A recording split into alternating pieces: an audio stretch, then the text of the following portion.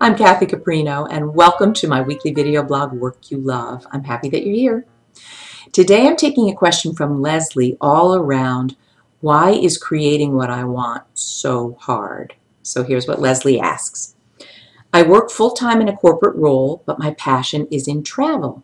I've started a travel blog, and while I was really excited at first, that excitement is waning.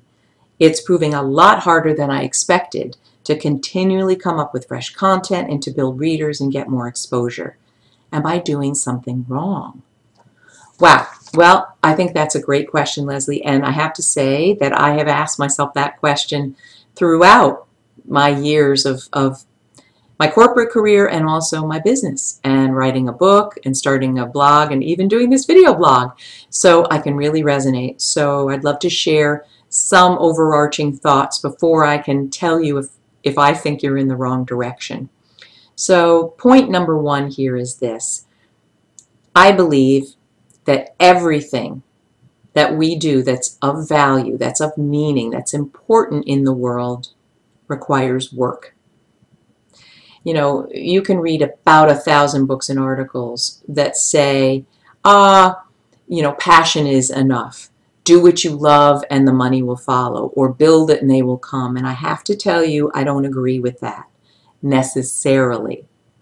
And I've lived what it is to believe that and hope for that and not have it work. Why? Yes, passion is very, very important. You've got to have passion if you're going to build something, launch something important and juicy in the world. But passion is not enough. And hopeful thinking and wishful thinking is not enough. You have to have the right kind of action, the right kind of support, the right kind of thinking, the right type of organization and commitment, so it will not just fall in your lap. Now, is there good luck and good fortune? Absolutely, but I've found that people who are preparedness paves the way for good luck and good fortune. If you're not prepared, you don't even see that open door there waiting for you because you're not ready for it. So it takes work. The question I want to ask you is this: what does that work feel like? Is it a question of, oh, it's exciting, but wow, there's a lot to do, but it's energizing and stimulating, or is it burdensome?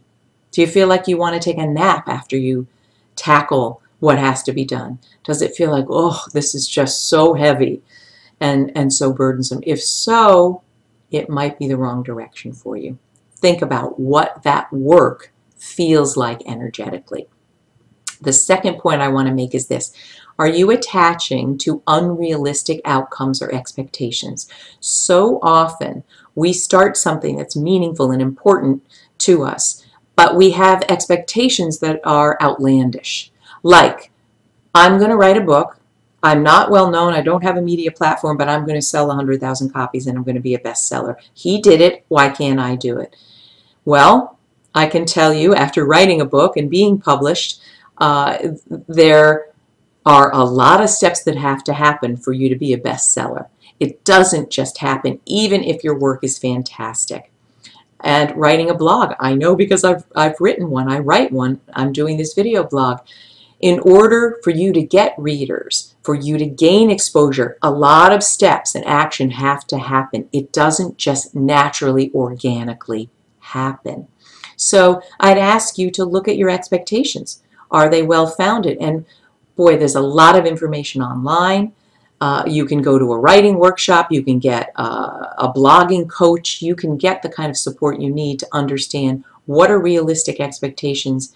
What can I hope for 6 months out, 1 year out, 3 years out? So check your expectations and make sure that they're realistic. The third point I'd love to share is this. I talk about essence versus form. We have to make sure that what we're focused on is the right form for the essence that we want. So let me explain that. When I talk about essence, I mean the energy, the feeling of what you're bringing into the world or what you want to tackle. A lot of people will say to me, oh, I want to sing in a band. Or as I said, oh, I want to write a book. Oh, I want to be a public speaker. They talk about that, but they're really talking about the essence of that. What does that mean? Oh, if I'm a public speaker, I'm sharing my messages. I have a large impact. The model that I've created is going to be very helpful to a lot of people. It's going to be very energizing. That's the essence of it.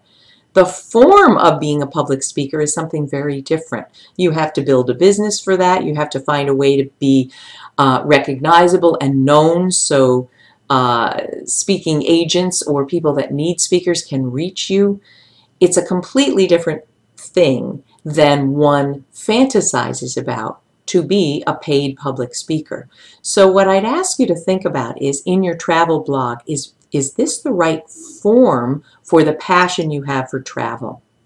In other words, if you're finding writing, coming up with fresh content and organizing it and building an editorial calendar and editing it, if that's all too burdensome, maybe a blog is not the right forum for you. Maybe you want to be a travel agent. Maybe you want to help train travel agents how to be more successful. Maybe you want to run walking tours.